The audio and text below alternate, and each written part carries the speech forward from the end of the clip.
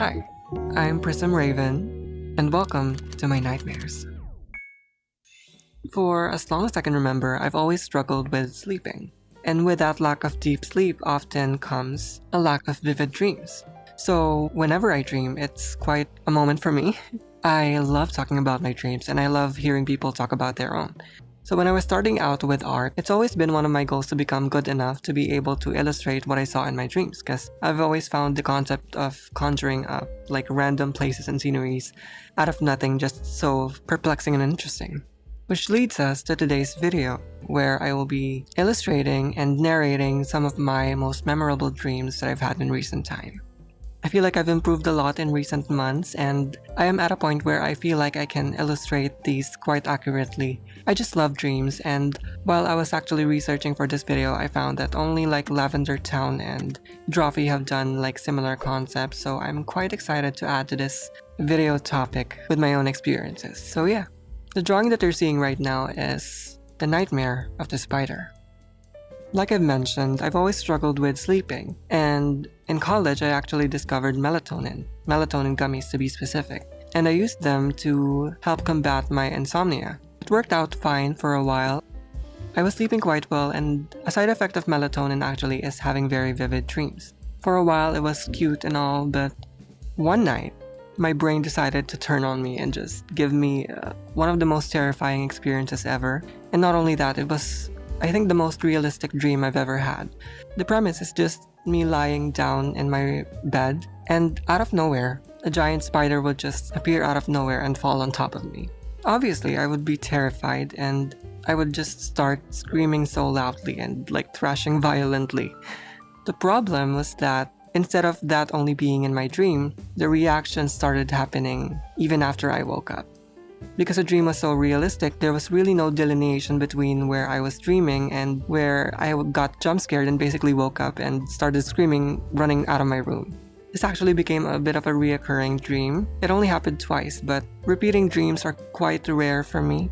A lot of times I don't even remember them, so I only remember this and the other one, which I'll be discussing later on. The fact that this one happened more than once and gave me such a violent reaction was like, it was enough to put a stop to my melatonin fantasies. I just stopped taking that altogether, and I've just been struggling with insomnia since. Every once in a while though, I still take melatonin just because I have trouble sleeping, and I just risk it and hope I don't have another crazy nightmare like that. Like I said, this was the most realistic one out of the bunch, so I did my best to try and depict my room in as accurate way as possible. The stripy wallpaper thing is actually not very accurate to the real thing, but I just thought the blank wall needed to go. I needed something to add interest to it, so I added some stripes, and I thought it looked really nice. I'm very particular with color, and the color-related thing that stands out most to me about my dreams is that there's often this blue tint over everything, and I never really noticed it in the dream until I wake up and just realize how blue everything was. It definitely varies from time to time. Sometimes it's more a neutral blue, sometimes it's greenish, sometimes it's more purpley, but that's the general visual theme of everything. Which I find so interesting because if you look at my paintings, I love warm colors. A lot of times I end up using the entirety of the rainbow in my paintings actually. And me having to pull back with the colors on this one and just rely on cool tones was a bit of a challenge because I really rely on that contrast between warm and cool a lot of the times. And those flashy rainbow tones, I think, carry a lot of the interest in my paintings. So with these paintings, I focused a lot on value mapping and making sure everything is clear and readable, making sure the shapes and the perspective is interesting so that, it will still be like visually appealing without the rainbowy flashes and all that.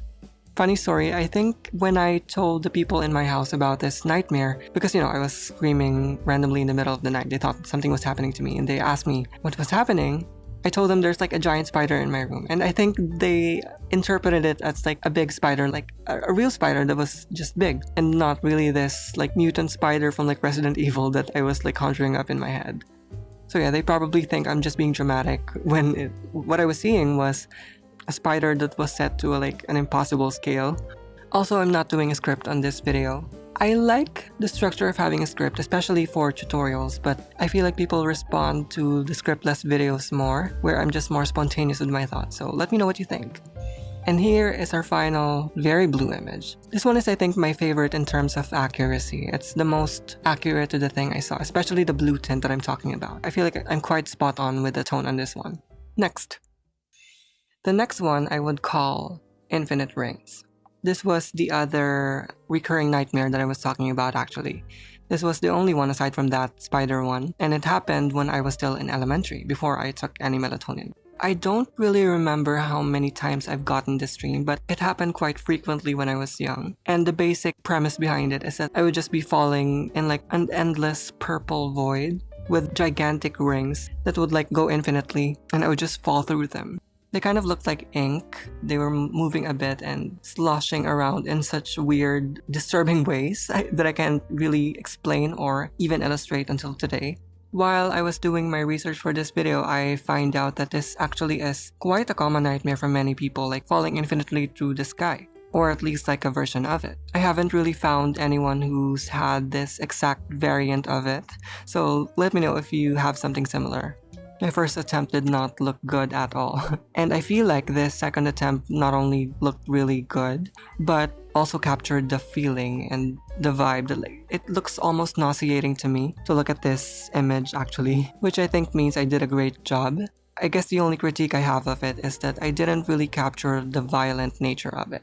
This was a very violent dream, if I describe it in one word. I would be falling at crazy speed through whatever space this is in, and it would be very windy. That's the one thing I remember. It's very windy, very cold, and my body would like spin uncontrollably in the air. I would just look at these black rings and hope it's not solid, because if I land on one of them, I'm gone. There's something really eerie about it. I don't really know what it means or what any of these dreams signify, so if you have any ideas, then that'll be a fun discussion in the comments, I think. I will admit that I did embellish it a bit, the colors I mean, because there wasn't really any pinky tones in the sky in my actual dream. I really honestly just added them here for some contrast, because there was really no delineation in the actual dream between like the values in the background and what I was seeing on myself, so I needed some contrast, so I added some pinky tones, some brighter tones in the sky to make it more appealing and clear to the viewers. Also, up until this point, I really didn't have any other visual motif tying these paintings together. And while I was doing the third painting, I actually noticed a stripy motif between the two paintings, so I added that to the third painting too. Surprisingly, I didn't really struggle with the pose. I think my biggest struggle with this one is emulating the scale of these rings. At first they kind of looked small and really insignificant, and I really wanted them to look kind of gigantic, so I made sure to add some clouds to sell the scale of things and to also add some atmospheric perspective by fading some of them into the background a lot more the farther they go down, to also add a bit of lens blur to sell the look of depth, you know?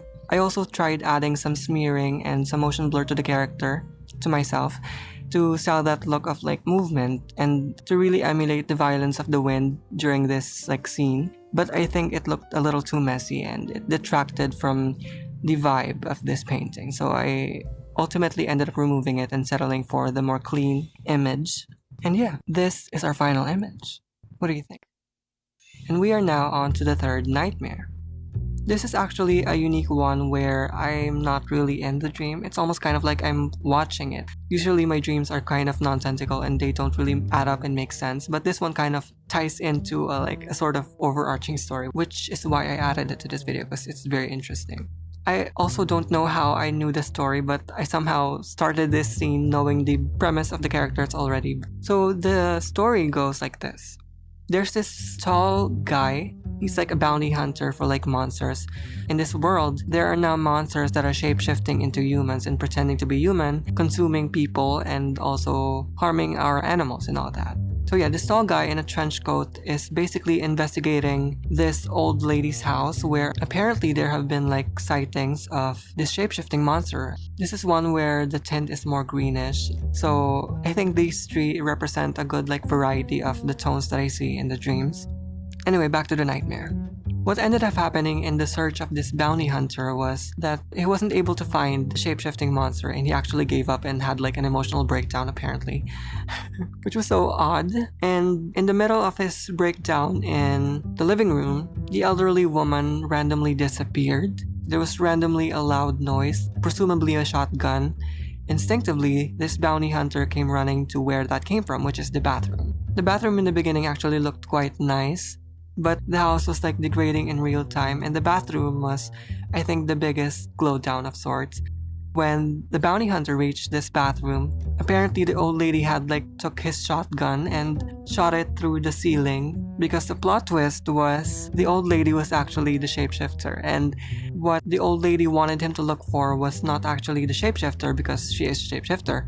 What she wanted him to look for was the dog that was owned by the actual old lady this monster was impersonating, if that makes sense. And she wanted to eat this dog basically. Oh my god, this is so silly. I guess she just heard the dog was like hiding in the ceiling above the bathroom, and she shot the dog.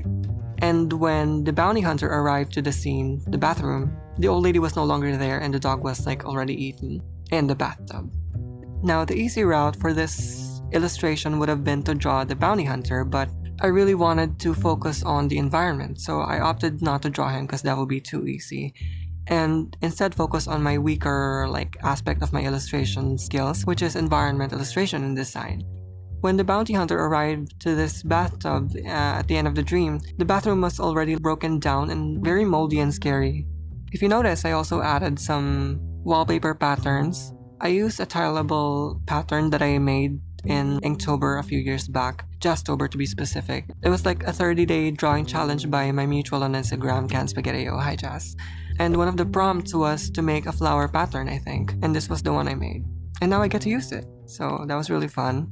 And there was like a staircase leading downwards at the left of the room, which is odd, architecturally speaking, because it's a bathroom. Where would the water go? You know, it would go downstairs.